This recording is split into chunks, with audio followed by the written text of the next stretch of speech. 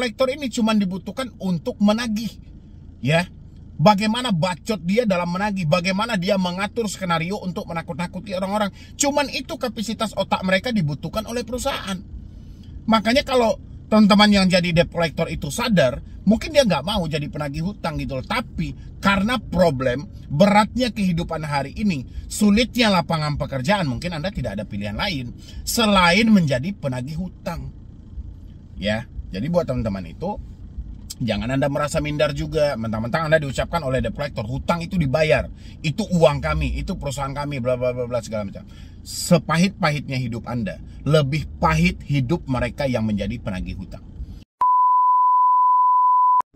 Yo, buat teman-teman semuanya yang sudah ada di YouTube Solusi Hutang MB, kali ini lumayan ngeri juga ya. Berdasarkan catatan bukti yang telah kami temukan, bahwasannya Anda yang telat bayar katanya ya, ini mau dilimpahkan benaran ke jalur hukum gitu loh. Jadi ada yang merasa ketakutan, ada yang merasa kecemasan, dan banyak problem tadi sebenarnya yang dilontarkan oleh orang-orang ketika mereka mendapatkan chat WhatsApp seperti ini. Gimana tidak ya kan, dia akan diproses ke jalur hukum. Orang kalau sudah dengar jalur hukum yang seperti ini, pasti pemikiran dia udah jauh melalang buana, sudah aneh-aneh. Walaupun saya sudah berulang kali menjelaskan hal ini ya, itu tidak perlu Anda pikirkan, tidak perlu Anda hiraukan. Tapi yang namanya kita mengalami telat bayar, tetap aja pemikiran itu tidak bisa diajak kompromi. Pemikiran kita tetap aja memaksa kita untuk selalu memikirkan hal itu secara terus-menerus. Ya, saya mau terangkan sama Anda hari ini, kita ambil dari Lazada, dari Aku-Laku, dan dari Shopee. Cuman ini yang paling gencar-gencar gitu loh. Kalaupun ada tambahan-tambahannya, ya, misalnya tambahannya seperti pinjam duit, ada Pundi. Ketika ada pengancaman-pengancaman itu, mereka tidak menyebutkan lagi nama aplikasi. Jadi hilang gitu loh. Jadi kita taunya itu, bang ini dari ada Pundi bang, taunya dari nasabahnya. Sementara di dalam chatnya itu tidak ada namanya gitu loh. Pinjam duit juga seperti itu. Orang-orang selalu nyampaikan, ini dari pinjam duit bang, ini dari UATAS bang. Begitu saya lihat screenshot yang Anda kirim itu, nggak ada nama aplikasinya. Tapi kalau ini ada nama aplikasinya, dan kita bisa terangkan lebih detail, lebih jelas lagi, supaya teman-teman tidak terpengaruh dengan ucapan-ucapan seperti ini. Tapi sebelumnya silahkan disupport dulu, silahkan didukung dulu. Yang mau konsultasi secara langsung juga boleh klik tombol gabung yang ada di bawah nama channel sini.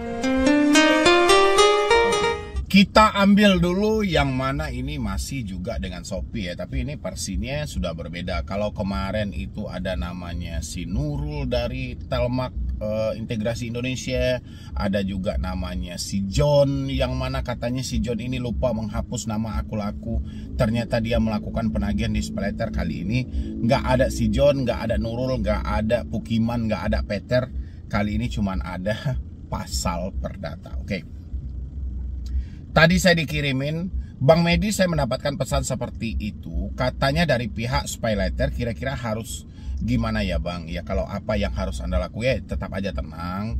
Nggak perlu juga gerasak-gerusuk, nggak perlu juga Anda cerna semua ucapan-ucapan yang dilontarkan debt collector. Kenapa? Karena debt collector itu mau sehebat apapun, mau selincah apapun dalam berkata-kata, tetap mereka adalah penagih hutang. Tugas mereka melakukan penagihan, mengambil suatu tunggakan berdasarkan perintah dari perusahaan.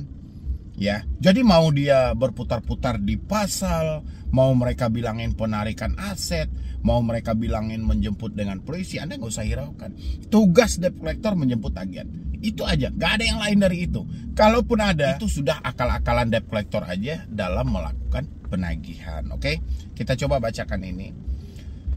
Ini memang cuma nomor handphone aja ya. Berdasarkan bukti catatan dalam laporan bahwa Bapak atau Ibu telah lalai dalam melaksanakan kewajiban dan melanggar kesepakatan pembayaran SPayLater atau S-Pinjam. Oh iya benar, ini ada namanya Shopee ya. Yang terlambat selama 3 bulan.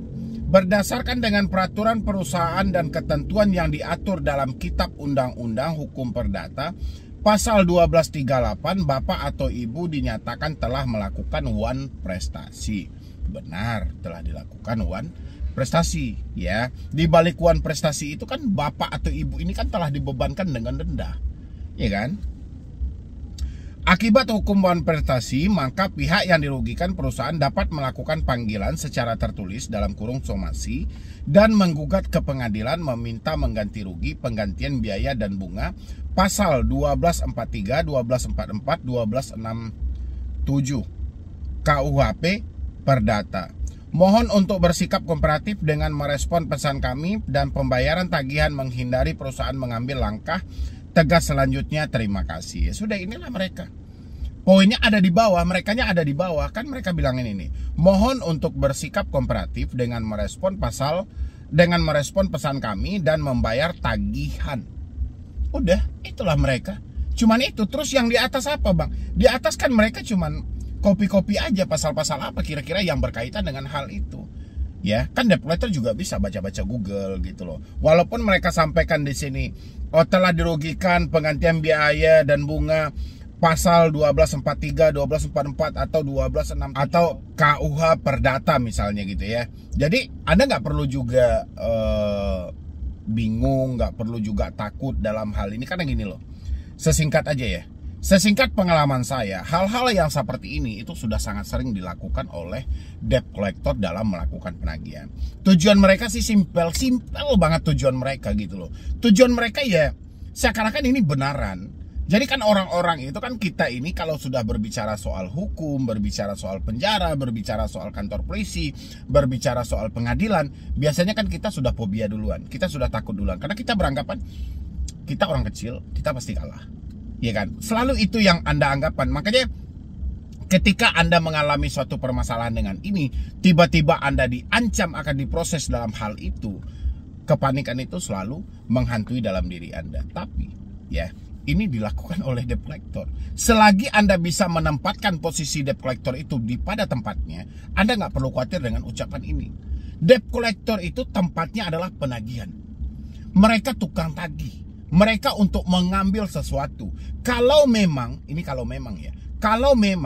pihak perusahaan ingin melimpahkan Anda atau menjatuhkan Anda ini kepada wan prestasi dan memproses Anda ke jalur perdata, ya, sidang di pengadilan, buat apa ini debt collector? Itu kan bisa dianalisa. Ngapain perusahaan merugi 2 kali? Bayar debt collector berapa? Bekerja sama dengan perusahaan debt collector itu harus berapa? Ya, terus biaya pengadilan gimana? Biaya pengacara gimana? Ini logikanya. Tapi karena perusahaan dari pinjol ini tidak mau ribet, ya, tidak mau ribet. Mereka tidak mau berurusan panjang, tidak mau buang-buang waktu, tidak mau menghabiskan hal-hal yang jelas-jelas dia tahu Anda itu sudah tidak mampu bayar, dia nggak mau ribet. Kalau dia daftar pengadilan biayanya berapa? Waktu yang dibutuhkan itu berapa lama? Prosesnya seperti apa? Makanya diambillah jalan pintas, mereka bekerja samalah dengan pihak penagih hutang. Sekarang penagih hutang membalikkan kepada Anda, harusnya Anda tertawa. Kenapa tertawa? Kalau memang ia ini mau diproses ke jalur hukum, mereka jadi pengangguran seumur hidup. Kalau pinjol mau proses semua nasabah mereka ke jalur hukum, apa fungsinya debt collector? Ya kan? Nggak ada fungsi debt collector, nggak ada fungsi tukang tagih. Apalagi fungsi mereka, nggak ada. Ya kan, kalau soal data valid kok di pinjol. Pinjol tinggal daftarin, pinjol tinggal kerjasama, legal mereka ada. Ya kan, makanya buat teman-teman itu, karena Anda ini dihantui oleh rasa bersalah, sehingga logikanya itu nggak dapat gitu loh. Ya kan, mana yang fakta dan mana yang cerita, mana yang aslinya dan mana yang katanya. Gitu loh. Kalau hal-hal yang seperti ini hanya katanya, harusnya Anda tertawa, jawab aja sama debt collector. Kalau memang saya diproses ke jalur hukum, Anda jadi penganggur dong. Ya kan, kok jadi penganggur? Ya jadi nganggur lah Anda. Apa kerjaan Anda lagi kalau memang semua pinjol sedikit nasabah bermasalah langsung diproses jalur hukum? Terus nggak penting dong bagi pinjol untuk kerjasama dengan debt collector. Pentingnya dari mana? Buang-buang anggaran. Ya kan? Tapi karena pinjol tidak mau memproses ke jalur hukum, diambillah jalur pintas. Biar biayanya lebih murah dan gampang buat diatur. Gitu loh. Kalau mempekerjakan debt collector kan biayanya murah. Gampang diatur. Karena otak debt collector tidak dibutuhkan dalam perkembangan perusahaan itu. Otak debt collector ini cuma dibutuhkan untuk menagih. Ya. Bagaimana bacot dia dalam menagih, bagaimana dia mengatur skenario untuk menakut-nakuti orang-orang. Cuman itu kapasitas otak mereka dibutuhkan oleh perusahaan. Makanya kalau teman-teman yang jadi debt collector itu sadar, mungkin dia nggak mau jadi penagih hutang gitu loh. Tapi karena problem beratnya kehidupan hari ini, sulitnya lapangan pekerjaan, mungkin Anda tidak ada pilihan lain selain menjadi penagih hutang. Ya, jadi buat teman-teman itu, jangan Anda merasa minder juga. Mentang-mentang Anda diucapkan oleh debt collector, hutang itu dibayar, itu uang kami, itu perusahaan kami, bla bla bla bla segala macam. Sepahit-pahitnya hidup Anda, lebih pahit hidup mereka yang menjadi penagih hutang. Terutama mereka yang bekerja sama dengan pinjaman online. Lebih pahit gitu loh. Kalau nggak pahit, nggak mungkin mereka mau menjadi penagih hutang. Ya, pekerjaan yang tidak bisa dibuka di mata publik. Nggak bisa mereka akui di tengah masyarakat. Oh, saya debt collector, saya penagih hutang. Nggak ada. Paling mereka cuma bilangin, saya marketing, saya ini gitu. Makanya dari pinjol ini kan banyak yang menyesatkan itu. Karena banyak debt collector mereka itu yang tidak mengikuti pelatihan. Kalau misalnya debt collectornya semuanya disekolahin supaya dapat sertifikat profesi di bidang penagihan, makin rugi dong pinjol. Pinjol nggak mau rugi, pinjol ini mau keuntungan yang sebesar-besarnya. Makanya diambillah bocah-bocah yang masih tamat-tamatan SMA, daripada nggak ada kerjaan, daripada nganggur, daripada nyusahin orang, ya, diajak kerjasama. Untuk apa? Melakukan penagihan. Dikasih bahan sedikit, di briefing setiap pagi, diajarin bagaimana cara melakukan penekanan. Inilah yang terjadi. Ya, jadi buat teman-teman semuanya nggak usah khawatir juga dengan hal-hal ini. Walaupun mereka berucap soal pasal, soal apa, udahlah masuk kuping kanan, keluar kuping kiri. Ya, kalau Anda nggak sanggup, udah Anda nggak usah baca chatnya, ya kan? Kalau rasa-rasanya Anda tetap juga akan terbaca chatnya, ganti nomornya, hapus WhatsAppnya, kan selesai gitu loh. Daripada kita masuk dalam permainan mereka setiap hari, kacau juga kan pemikiran Anda kan. Dan ini yang saya sampaikan yang selalu terjadi itu, yaitu mereka ketika melakukan pengancaman, mereka tidak pernah lagi menyebutkan nama aplikasi. Contoh kayak gini ya, jual beli data pribadi Anda. Jadi masih anggap main-main pesan dari kami di sini. Kami perlihatkan bagaimana mudahnya menyalahgunakan data pribadi Anda dan memperjualbelikan untuk itikat baik Anda menyelesaikan tagihan aplikasi pinjaman online. Pinjaman online apa? Hanya sebatas pinjol. Pinjol itu ada namanya, ada aplikasi A, B, C, dan D. Bukan hanya pinjaman online saja gitu loh. Di sini kebodohan debt collector. Di awal aja dia sudah menunjukkan rasa takut, tapi dia terus untuk melakukan penekanan supaya runcing ke dalamnya gitu loh. Ya, karena kalau nggak seperti ini orang-orang nggak akan takut.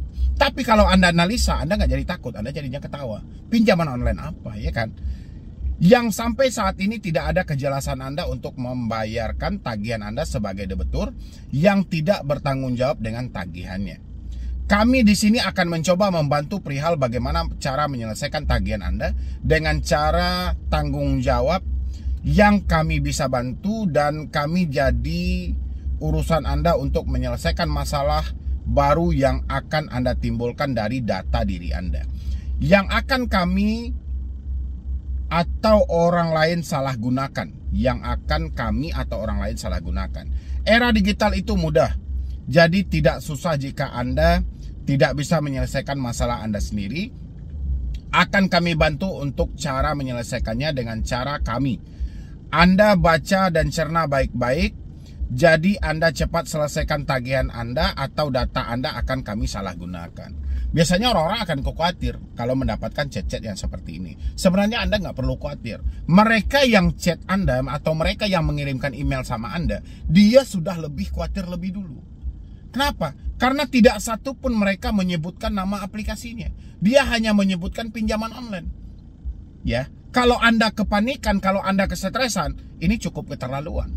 Kalau Anda sempat stres gara-gara chat yang seperti ini, keterlaluan. Mereka tidak menyebutkan nama Anda, tidak menyebutkan nama aplikasi, tidak menyebutkan nominal hutang Anda.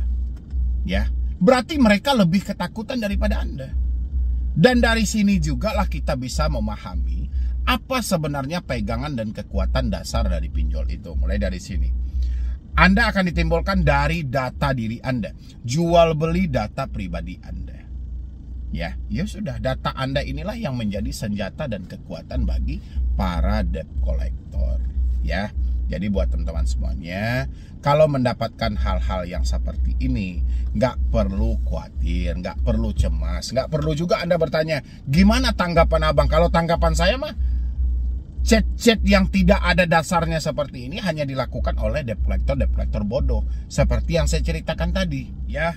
Tadinya saya mau bahas soal Lazada juga, soal aku laku juga, tapi karena waktunya tidak cukup, next kita ambil untuk video nanti ya. Pokoknya teman-teman semuanya support terus channel Solusi Hutang supaya channel ini makin berkembang dan saya makin semangat lagi memberikan motivasi dan edukasi. Dan teman-teman semuanya jangan ada yang patah semangat, jangan ada yang ketakutan, karena satu-satunya sumber kekuatan itu hanya ada di komunikasi hari ini, ya. Kalau komunikasinya sudah terputus, semua kekuatan pinjol tidak mempan dalam hidup Anda.